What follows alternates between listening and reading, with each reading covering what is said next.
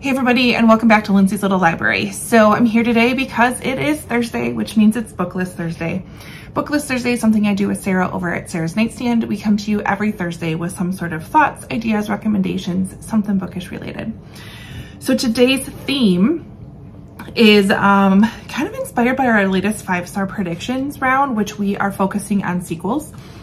So these are 5 books that we wish had a sequel. Have you ever had one of those books that you close and you kind of get to the point where you're like, but now what? So these are the 5 books that just leave me hanging a little bit. First one, and the most recent one I read, is The Last Letter by Rebecca Yarros. So I probably should have done some more research. Maybe there is a second book, but I feel like there isn't. This follows Beckett and Ella. And there's a lot of stuff that happens in this book, but Beckett and Ella become pen pals while Beckett is serving in the military with Ella's brother.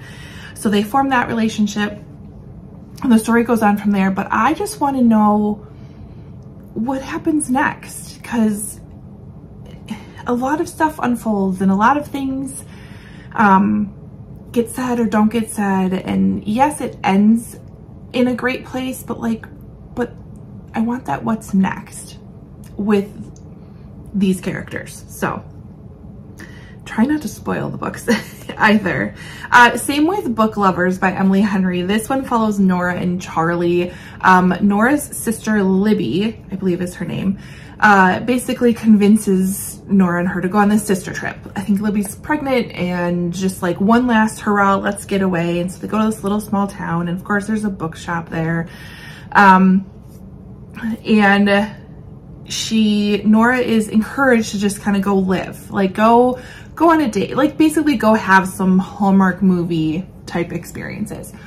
But this Charlie keeps kind of getting in her way. And we go from there. Not that I necessarily want to follow them. I want Libby's side of the story. I want Libby's experiences and how I want her side. So similar to how like Abby Jimenez likes to do companion characters, I would love it if Emily Henry gave me a companion book to Book Lovers with Libby's side of the things. So if anybody knows her and can get her to work on that, that'd be great. Then we have The Great Alone by Kristen Hanna. This is historical fiction set in the 70s. It's post-Vietnam War. We have Ernst, who's a POW, comes home very disturbed. He moves his wife and his 13-year-old daughter, Lenny, to Alaska. And a number of things happen. They move there in the summer and everything is great and grand and Alaska's gorgeous. And then the winter hits and it gets hard and difficult. What I'm looking for in here is I want Lenny now grown up. I want the after effects of what happened in this book.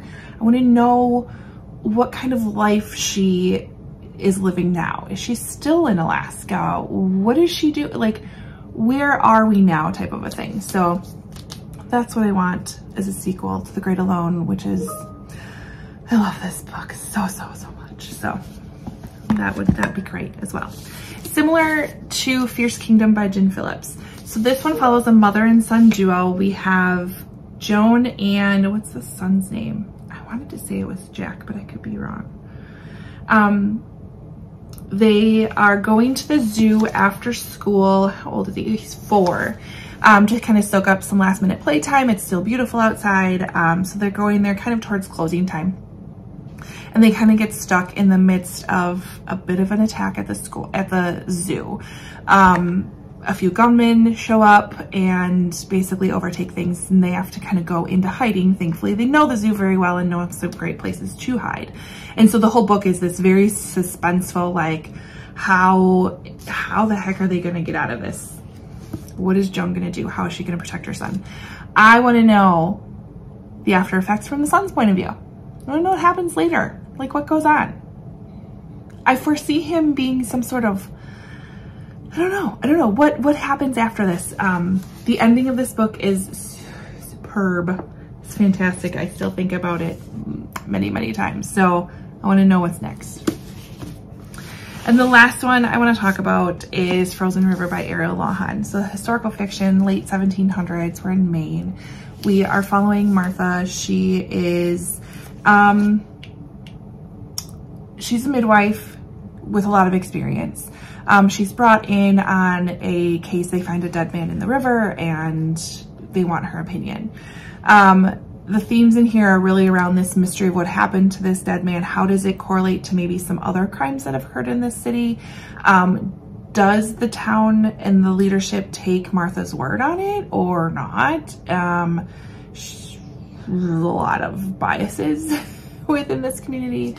But I want to know about her family and her kids next. Where do they lead? Because we get really good ideas of where Martha and her husband kind of came from and what they've done in the past.